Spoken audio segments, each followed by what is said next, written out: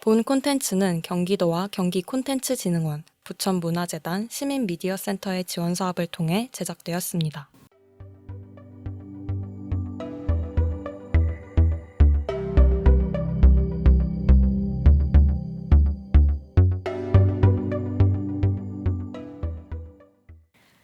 옹달 우물과 옥연못이 있는 옹진골 옹당촌에 한 사람이 살았어요. 성은 옹씨, 이름은 고집. 옹고집은 이름처럼 아주 고집스럽고 괴팍한 사람이었어요. 가진 것은 많았지만 나눌 줄 모르는 사람이었죠. 가족 역시 예외가 아니었어요. 그 해로 80세가 된 옹고집의 어머니는 병들어 누워 계셨는데 옹고집은 닭 한 마리 약 한 첩도 아까워 딱 다른 사람들에게 욕을 먹지 않을 정도로만 어머니를 보살폈어요. 온기 하나 없는 냉돌방에 홀로 누운 어머니는 매일 서럽게 우셨답니다.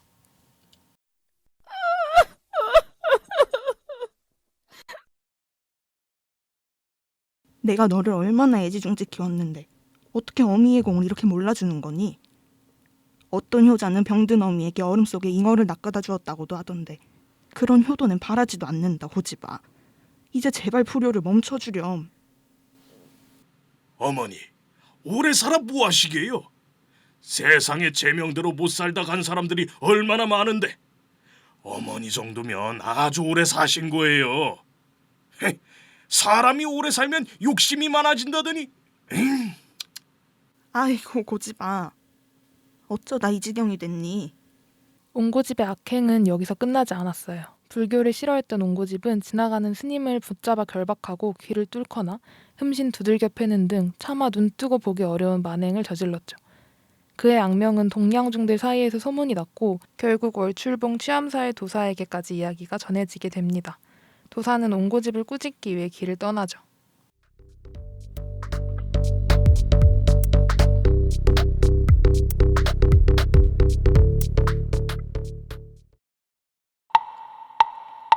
천수 천안 관자재 보살 주상전하 만만세 왕비전하 수만세 시주 많이 하시면 극락세계로 갑니다. 아미타불 관세음보살. 뭐가 이렇게 시끄러워? 자네 누구인가? 황금으로 1,000냥만 시주하십시오. 제가 절에 가서 옹자수님께 축원을 드리면 소원을 이루실 수 있습니다. 가소롭다. 네놈 말대로라면 가난한 자도 불행한 자도 없어야 맞겠지. 머리만 깎은 게 벼슬인 양 어른 보면 동양 달라 아이 보면 스님이 되자 꼬드기니 그 행실이 얼마나 불량한지. 밤낮으로 천수경을 공부해 주상전하가 만수무강하시기를 기원하고 있는데 그렇게 말씀하시니 섭섭하군요. 네가 그렇게 공부를 열심히 했다 하니 좋다. 이리 와서 내 관상이나 봐보거라. 좌수님의 관상을 보니 눈썹이 길고 미간이 넓으시니 복이 없으시고 성새는 드날리되 눈밑이 어두우시니 자손은 부족하고 면상이 좁으시니 남의 말을 듣지 않고 손발이 작으시니 오래 살기는 힘드시겠습니다. 말년에 병을 얻어 고생하다 죽을 상이십니다. 이런 천하의 고얀 놈을 봤나? 돌쇠, 뭉치, 깡수야, 저 중놈을 잡아내라!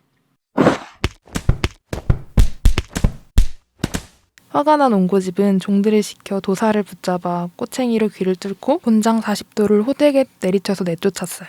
그러나 도사는 술법이 높아 상처 하나 없이 절로 돌아왔죠.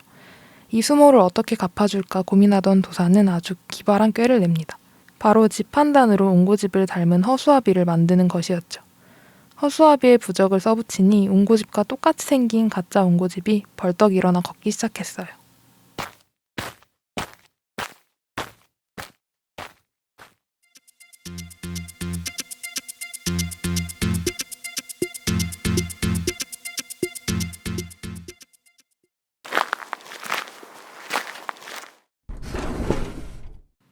돌쇠, 뭉치, 깡수야, 어쩜 그리 게으르고 반자하냐?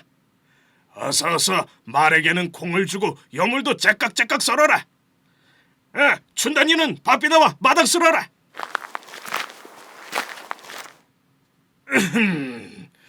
어떠한 손님이 왔길래 사랑채가 이리 소란하냐?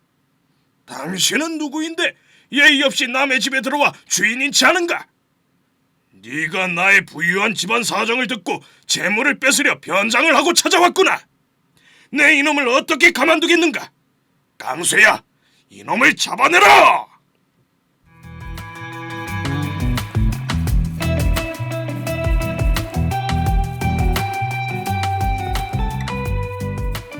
진짜를 가르는 싸움은 무려 반나절 동안이나 이어졌어요. 지켜보던 구경꾼들도 점점 지쳐갔죠. 그때 며느리의 머릿속에 결정적 단서가 떠올랐어요.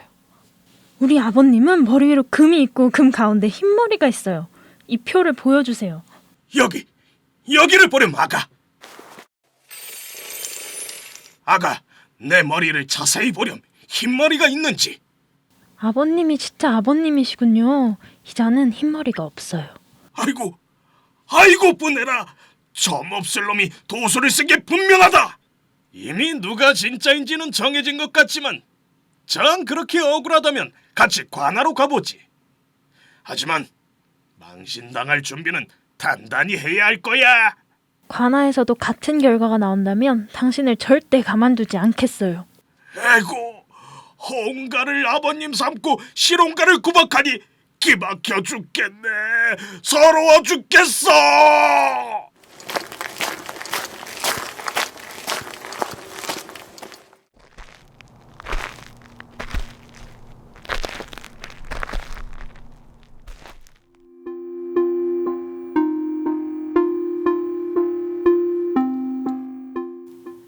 관아에 도착한 허옹, 실홍, 그리고 며느리는 사또께 송사를 아뢰었어요. 사정을 들은 사또는 얼굴도 옷도 목소리도 똑같은 두 사람에 아주 곤란해하며 형방에게 둘의 옷을 벗겨보라고 지시했죠. 그러나 소용없었어요. 차돌 같은 머리, 가슴, 팔뚝, 다리, 발음 모두 똑같았거든요. 당황한 사또의 앞으로 실홍가가 마지막 기회를 놓치지 않겠다는 듯 나섭니다. 저희 가족은 조상 대대로 옹당촌에 살았습니다. 그런데 오늘 갑자기 난생 처음 보는 저와 똑같이 생긴 자가 태연히 제 집에 들어와서 저의 집을 자신의 것이라고, 저의 가족을 자신의 가족이라고 우기고 있습니다. 세상에 이런 변이 또 어디 있습니까? 저희 며느리는 저 요망한 가짜에게 속아 넘어갔지만 사또님만은 옳은 판단을 내려주십시오. 제가 말씀드리고자 했던 것을 저놈이 다 말해버려 저는 다시 아를 말씀이 없지만 현명하신 사또께서 진짜와 가짜를 가려주시기만 한다면 저는 죽어도 여한이 없습니다. 사또는 둘을 엄하게 꾸짖었어요. 이후 관아의 사람들을 불러내어 두 온가를 살피게 했지만 가족도 구분하지 못한 진짜와 가짜를 관아 사람들이 구분해낼 수 있을 리가요. 이때 형방이 다가와 둘의 호적을 묻습니다. 저의 아버지 이름은 옹송이고 저의 할아버지 이름은 만송입니다. 사또는 그놈의 호적은 옹송망송해서 전혀 알 수 없다며 허옹가에게 손짓을 했어요. 아버지는 절충장군 옹송이고 할아버지는 오의장을 지내었고 고조 할아버지는 맹송이고 보는 해주이며 저는 진주 최씨요 하나 있는 아들놈은 올해 19이고 하인으로는 천비소생 돌쇠가 있습니다. 사또는 저 자가 진짜 옹고집이라고 판결을 내립니다. 당연한 결과였죠. 관아에서는 고생한 가짜 옹고집을 위한 위로연이 시작되었어요. 아름다운 기생이 술을 권하며 노래를 부르자 허옹가는 흥이 나서 술잔을 받아들었죠. 하마터면 아까운 집을 저놈한테 빼앗기고 이런 1등 미색의 여인과 만난 술을 즐기지 못할 뻔했구나.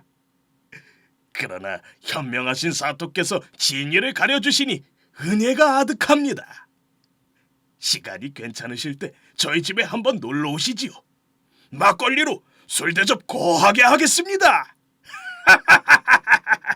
실홍가에게는 음흉한 계략을 꾸며 남의 세간을 취하려 했다는 제목의 처벌이 내려졌어요. 그는 커다란 매로 곤장 30도를 받고 앞으로는 절대 자신이 옹고집이라고 주장하지 않겠다는 서약을 한 뒤에야 풀려날 수 있었죠. 군사들이 벌떼같이 달려들어 상투를 틀어쥐고 휘휘 돌려 내쫓은 탓에 옹고집의 꼴은 엉망이 되었답니다.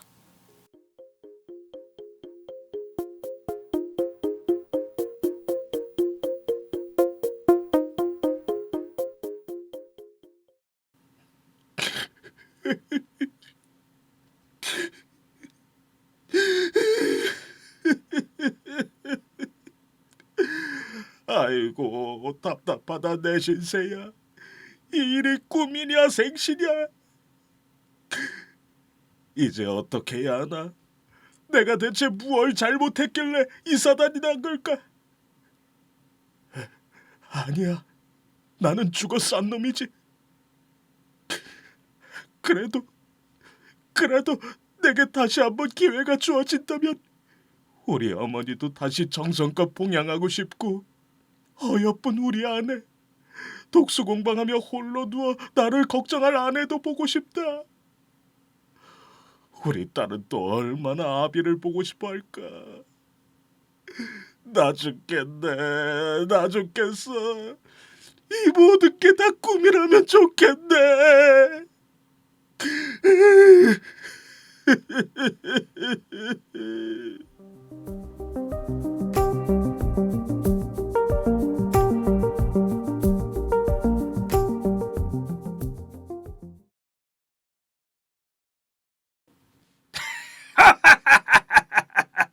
아이고 좋다. 별 흉악한 놈 다 보겠네. 하마터면 우리 고운 마누라도 빼앗기고 우리 예쁜 딸도 빼앗기고 우리 어머니, 우리 집까지 다 빼앗길 뻔했어. 아유, 정말 다행이지. 다행이야.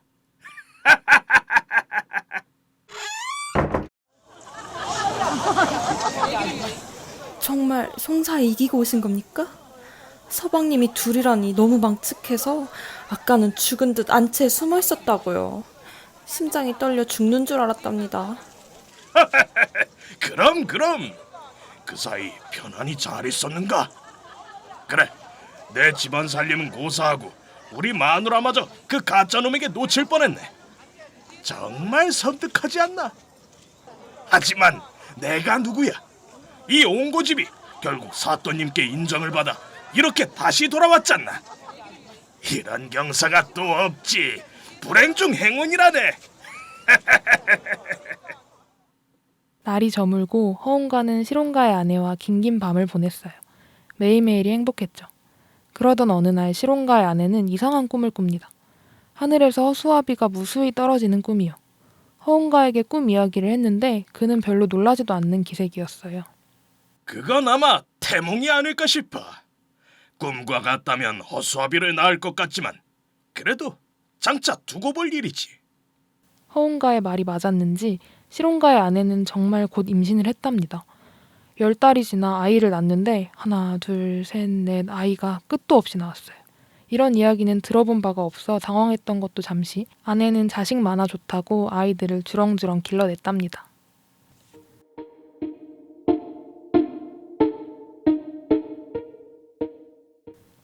허웅가와 시롱가의 가족들이 행복하게 지낼 무렵 진짜 옹고집은 더 이상 살고 싶지 않았어요.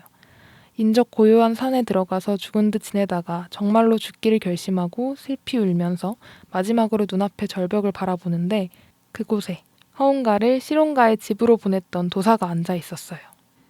뉘우치고 뉘우쳐도 부족하다. 하늘이 주신 버리건을 누구를 원망하며 누구를 탓하고자 하나. 이 몸의 죄를 돌이켜 생각하면 1000만 번 죽어도 아깝지 않으나 아량을 베풀어 제발 한 번만 살려주십시오. 늙은 어머니, 아내와 딸이 너무 보고 싶습니다. 이 소원만 풀면 죽어도 여한이 없을 것입니다. 제발 살려주세요. 이 몹쓸 놈아! 앞으로도 80세의 병든 모친 구박하여 냉돌방에 둘 것이냐? 불교를 업신여겨 못된 짓을 할 것이냐? 에휴, 너 같은 놈은 죽여 마땅하지만 정성이 갸륵하고 네 처자가 불쌍해서 풀어주니 돌아가 꼭 개가 천선해라.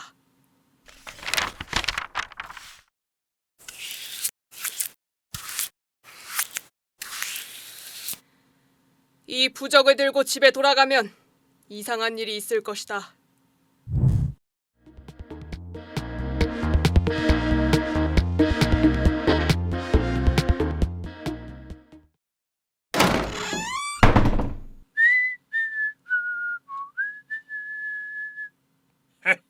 죽기는 누가 죽어? 가소롭다. 가짜 옹고집아. 아이고 서방님, 그놈이 또 왔습니다. 가짜 놈이요. 서방님? 방에 있던 가짜 옹고집은 사라지고 대신 집 한 뭉치가 놓여 있었습니다. 허운가와 함께 낳았던 자식들도 모두 집으로 변했죠. 얼이 빠진 부인은 아무 말도 못하고 집더미를 뒤적이며 아주 부끄러워했습니다. 마누라, 그 사이 허수아비 놈과 사이가 좋았나 보군. 혹시 나를 잊었는가? 도사의 술법에 감탄한 옹고집은 그 이후로 어머니께 효도하며 불교를 공경하고 그간의 잘못을 뉘우치며 착한 일을 많이 했습니다. 그러자 모두가 그의 어진 행동을 칭송했죠. 옹진골 옹당초는 점점 웃음으로 가득 차게 되었답니다.